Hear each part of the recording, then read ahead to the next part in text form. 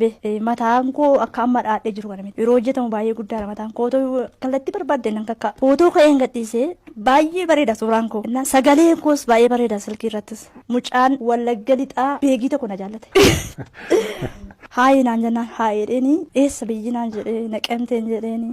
Liqimsaa baaftee kolbaa baaftee nadhaate taarta qofa eegan si guddifne. Sana akkuma rabbii kiyyaa guddadhe dhiisaa. Rabbii kiyya aftoo firillah qaabata hoogisoo ima salphatte baran ijoolleetii yaan xiqqaadhe mucattiitiyya wiccii deemee kan saba godhatee na arrabse ima argitan kaa bani aadam waan isin agarsiisu kana waan an arge kana bani aadam rabbi isin hin agarsiisini biyya alaa deemtee ruusa quuftee kun afaan wallaaltee abbaa ofii abaarti.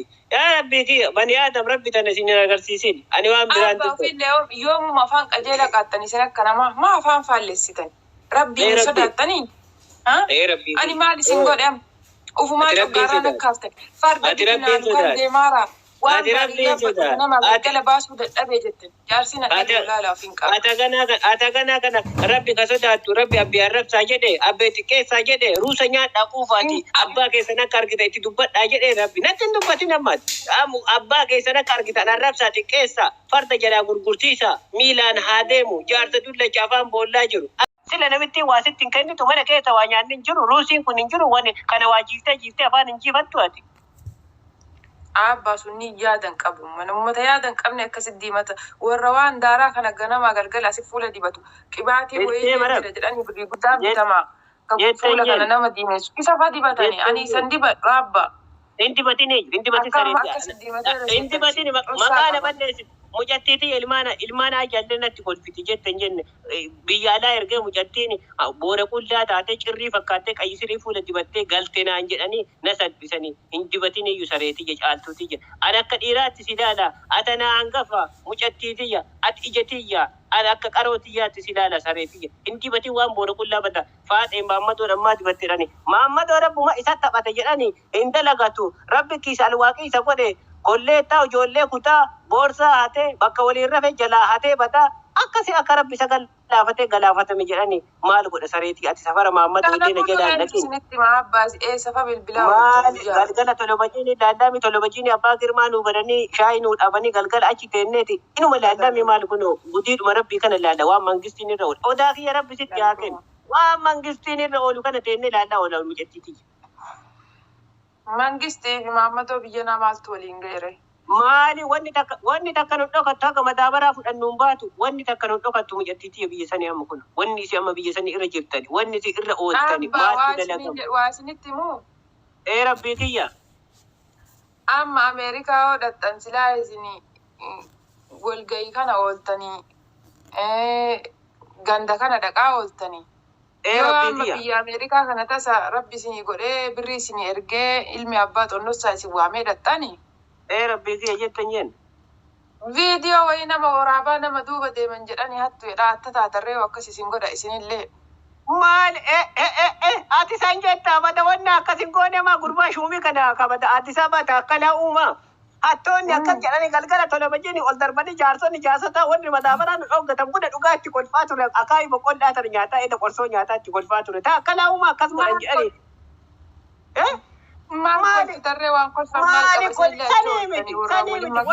Wanni itti kolfine sareetii jedhagaye wanni itti kolfine gurbaa haga wayii gayaa.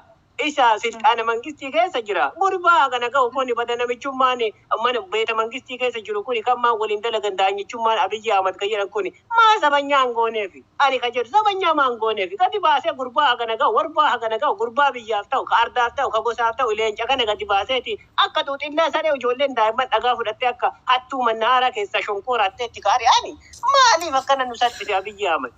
Maaliif akkana nu fafeesse? Nuun gaafatanii si warri biyyaa jirtan. Beekaaree abbaa isintu ganama galgala ganda deemaa oola. Achi dhoogi jaaltu achi dhoogi maali hin gaafattanii akkami akkana dhalta rakkoo akka namaaf dhalata.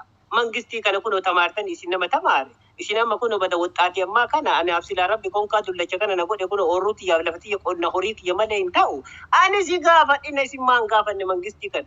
maaliif akkanatti nama keenya gabbaafteeti akkana goota namni keenya maaliif saree abbaan qabne ta'e maaliif ilma abbaan qabne ta'e jettaniiti maaf hin gaafanne aga gurbaa biyya kanaaf ta'u gara kaanii warqii maalii biyyaa kana isa eega jedhanii sabanyama mana girmaalleen dhabee qabatame gibbeeti afoo dhaabatee ulee qabatee eegullee namuu akkas waa irraa dhokullee dhabeeti amma taakkalaa uumaa fuutanii gabbaaftaniiti durriyyeen ariiteeti Amaarikaa keessa sanuu biyya faranjii afoo deemaa kunduuba deemaa mees garagali yoo nama taate dubbat badagaallaa jedha garaa isii koomfiini akka hin taane ka godhani namichi kun maal nurraa eega hajaan inni nurraa qabu maali Abiyyi Ahmad maal hojjeta ara kiiloo keessa maal dalaga isin warri tamaartan kun hin dubbattanii galgala tolobachiin itti kun guyyaa guutuu waliin haasoftani Mansuuri fandan waltanii Mansuuri jamaa dhageetti maalii qabana dhaga maaltu na dhaga suura qaaxxan ofiillee yeroo tokko adaasi umriin deemtaniituma baqqaama waan qaaxxallee wallaalaaftanii maaltu na dhaga maaltu darajaa sannaa kenna jettan jeen maaliif darajaa tana maaf dhageen maaltu gale wanti isin dhageenneef maaltu gale isin kunoo warri tamaareen dhageeffatan jedhanii gurbaatii maamma akkasii dhageeffatani kunoo qara dur isa dhageeffanna karaa inni cufaa jennaan dirgiin goonee cufna ijoollee teena waliin gabbaanee gaafa jawaar cufaa jedhu hidhaa jennaan hin hiina garafaa jennaan hin garafna waa inni jedheen bulla waa inni jedhe dhageeffanna amma dhagay nurraa dhagay innillee kunoo memenyiiffatee akka gaafa hidhaa baasaniiti deebi'eeti adaadaa bira kunoo kiiloominjaaru deeme jedhan eengadda achii footoo ka'ee naa erge ila kunoo abbaa hin jira kiiloominjaara deeme adaadaatti ya dubbisu naan jedhee gurbaantii maallee na erge maal akkuma isa eessisu san akka isaa eeddoo godhan sani maaliif eeddoo nuun gooneef maaltu gale naanaatitti yesitti haasan isaaniitiya madaamiin birrii tirtii haa kennitu dhaleeti akkasi maal dubbatu. Ani maaliif beeka kanan beeku an harka keessaan qabu. Rabbi. Ana waanuma rabbi godhee bakka dhiisaa maal gootanii miti yoomaa miti. Jetteen jenna gaafatoo fatiyaatti yesitti haa kennu. Jetteen jenna ani si gaafatin isinillee biyya laa teettanii bada namicha kana akkuma nu sodaannee halkan hirriba dhabaa bultu jaarsonni kun guyyaa mara sibsaba jedhanii baardaa miti ofirraa dhogaa muka jala aduun nu gubaa bulti mangistii dagga baaran isinillee biyya laa teettanii ruusiillee nyaataa amma namicha kana sodaattanii rabbi jedhe mujattiiti. Achuu badan abba ani galee jiraachuu barbaadanarra dhaabadha. Keessanii achi jiraataati an asin jiruu na dhogguuf tallaa akka keessaan qabu. Namtichi maali namitti haa hojjettu mujattii bada waa mudhatan kana naa kennite sareetii yajjaldaatti naanaatiiti yolfaatu ani kasiin jedhu. Gaafadhin maali achitti illee namitti warra bira hojjettanii walii galaa namichi ka sodaattaniif. Ashuu badan hatta warra jala jirraamaa waan barbaadan nu godhuu danda'anis. Dhaabaa fillee akkana kan asirratti hin qaxanii dhiisame.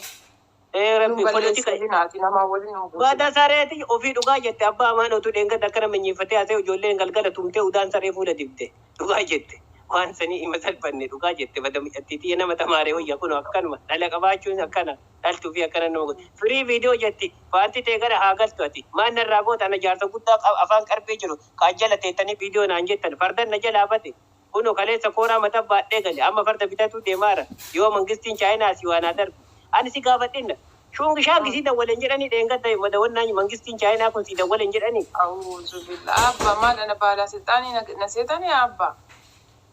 Madaanii xiyyaa silkiin irratti hin dawwaltuan. Jettan jenna maaliif chaayinaa si dawwalanii deemaatti naan jedhanii dheengadda kunoo jaarsonni na marsiteeti wannaa taa'a.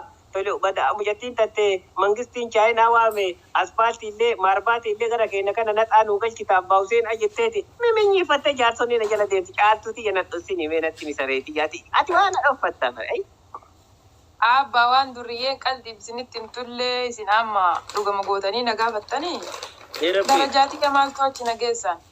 Ila nama Gondar jedhu kana ila muutu biroo buudi baase Gondar kayyuu kana argite. Argine iyyuu dhiisaa taa'u. Akkasii ani kasi gaafadhinna. Haa uuttaan dhiisaa burraa. Si gaafadhinna. Amma chaayinaan siin dawwalleere shungi shaangifaa kunoo dawwalanii gansaba namaa qoodan jedhanii liqiifa kennaarti jedhanii gara keenya kunoo maarbaatii lafti gara kaan baadiyaa haa galuu jedhanii waan akkasitti maal goota. Abbaan kan harka keessaan qabu waan harka keessaan qabne waan an qubarraan qabne isin eessaa fuudhaa gaafattan. Haftee iltee marabbi. Iltee marabbi maaliif quba keessaan qabne kunoo nama bara doktora asii dhiifa dawwalanii eenyumaakii ooluufa dawwalanii deemaa jedhanii kunoo achi sibsabaa waa maaran jedhanii ati maal goota akkamitti sii dawwaluu dhaba mudhattiiti. Abba ani nama akkasiitii miti ani mana madaamii kusheenaa keessaa kennu mudhattiiti eeshee. Kushina keessa yuun bawan. Maali ati kushina keessatti qolloftee akka adurree mana ooltaate alan baatu qilleensa fudhattu. Argitanii yoo uumamee gabbaya raasaa keessa mee aduma keessan argitaniirtani adumaa jettan jenne qaabatoo kiyya jettan jenne si gaafadhin. Mucattiitii sitti haa kennu. Ani kasi gaafadhu hatta isin eessa walitti akka adurree si mana siidhanii mana si oolchani. Waaruu si wanni afaan hin qabdu wanni afaan hin ciniintu mana jiramu namitti waa galgala gabaabaa fuudhee si galaan. Yaa isin yooma isii dhuftu nyaadhaa abbaa isin dhiisaa amma waa'ee jireenya asii kana nan gaafatti naanumaaf ana beeka. Amma waan godoo tanteetiin attaasa'uu fi haasa'ii lama. Amma waan manaati wanni amma mataan nyaataa artaniifi. Manni kan kee maal ta'e manni sii geessine maqaa sii jijjiirra marbaatii illee qoxaarii illee itti galchine itti galta. Amma yoom galta si gara kee? Inshaallah angala galgala bilbileeti qoxaariin illee baay'ee humna qabu naan jedhani. Maa qoxaarii akkasii naa galchitan maa horoo namarraa as naa xalaftan abbaa. Qoxaarii hayilee irraa si xalamne amarticha waldaa kennaa irraa hayilee irraa si xalamne maal rakkoo qaba qoxaariin keessaa. Abbaasin qoxaarii galchine naan hin jenne maabiraati yoom xalaftan. Meeti jechuun dhaana caaltuu dubbii afaan na tare wannaa isatti nu agarsiise isarraa binne inni qaabeeka jechaa binne orjinaala jedhaniiti ka chaayinaa miti ka jaarmanii kana naan jedheeti hiiqaan ka jaarmanii kana cima jennaani wanna bada'anne giraanti moo giraanti jedhanii isa akkasii laallee isa sii binne sareetiyya. La ilaha illallah. Abba hojii keessan rabbummaan isin haa kafalu'an dhiisee. Maali hojiin keenya amma ni jaarsi guddaan gaddeebee galgalaan dunyaatee nyaadhaa caaliitii dafqaati biyya namaatti dafqitee akkanatti boqoone bakka si kaate kana akkana ati na jalaa daalachoofte ani gansaba kan kee nyaadhaa fi ana jaarsa guddaa gaddeebiteeti akkana naan jettaa caaliitii amma kanatti dubbii amma kanatti ta'a naaneetii yoo mucatteetii natti kennite boorsaan kee olaa buutu sareetii. Madabara na bitattanii fi waan biraatiif isin kennaa raseetan. Kunoo madabara waan bitatu waan qabaleen chaayinaa sirraa naa kennite maaltu si galche ka uummanni naa kenne ka madabaraan bitatu si erga naan jette amma deebitee asmaatti akka horii maraatti walii ganna dhoofta. Maali amma waan madabaraatti fi waan uummanni asii sadaqaa naa kenne jaarsan ati nama gaarii ati nama nagayaat gandan ashabbar hin araarsite. Farda isinii bite fuutanii farda baaftanii gabaa fittanii bakka hin taane hiitanii gattanii ammallee deebitanii fardi badeettanii achi as na bilbiltan. Maan kati jettan ani kasiin jedhu abbaa farsoo jedha sheekanaaf seensi hafarsu waan katame diidana bada ijoollee pompi ka'ima dubbii ka'ima mataa luxa jedhan ani si gaafadhinna anama farda gadi baasee bilaasha farda nu katakkatti irra kaadhu akka ijatiyyaatti ilaalu anama beekaa fudhachiise jecha. Aare uduu isiniitanii bakka shaayii teettanii jaarsolee oli achumatti teettanii qaaxxanii mika farda hidhaarraa hiikkatanii lixanii. Maali ani hidda guddaa shaayii dhuguu ol seene abbaa sheekanaa waliin shaayii dhuguu ol seenne yoo achi gadi baanu farda mulqataniirani kooraa lafa kaanii farda hidda guddaa fudhatanii kooraa duwwaa rabbi kun kana godhee kooraa duwwaa baatee gani. Kooraa harkisee farda fudhatee deemu subhaanallah. Eeguma fudhatanii fudhatee deemu. Kooraallee faana baafnee hagannuure. Maali isinii godhareen kun nama falfalu ka kooraa lafa kaayee farda fuudhee deemu. Rabbi kiyya amma kooraallee siiriitti godhaniirani itti daggamaniirani haga ture mata sareetii farda biraallee ta'uu nama. Maaltu beeka isinillee kooraa mata baattanii duwwaa biyya si fuutanii biyya si ittiin galtan subhaanallah. Maal godhani ka waliin jiru jaarsota ana kolfiti muyyattiitii ka waliin jiru jaarsota ana kolfiti jaarsonni darabootii ana kolfiti bada kooraa gatee gale fardallee jalaa fudhatanii jennaan bunaan na dhuddisaniif saalfadhee mata baadhee gale akka godharee muyyattiitii kooraa achi gatee gala rabbii jedhi. Amma isin lafa hagas fagaatu sanii dachiisan muluu gaarii marralleen kenne farda kooraa mata baattanii galtannaa salphiftan anaa asin maqaa nyaatta. Tani miti wanna tibbeessa faga baajaajiin galte jara isaan duubaan naa kaadhu eegaleen anu namaal qaba baadhee galaa mucattiiti. Amma reefuu mata baadhee galeen naan hin jenne abba maali. Bakkiisa tibbeessa maal kooraan duwwaaluma galee anillee galeeni baajaajiinillee galee kooraani matatti baadhee galee maali waan bira maal godhe jetteeti mucattiiti.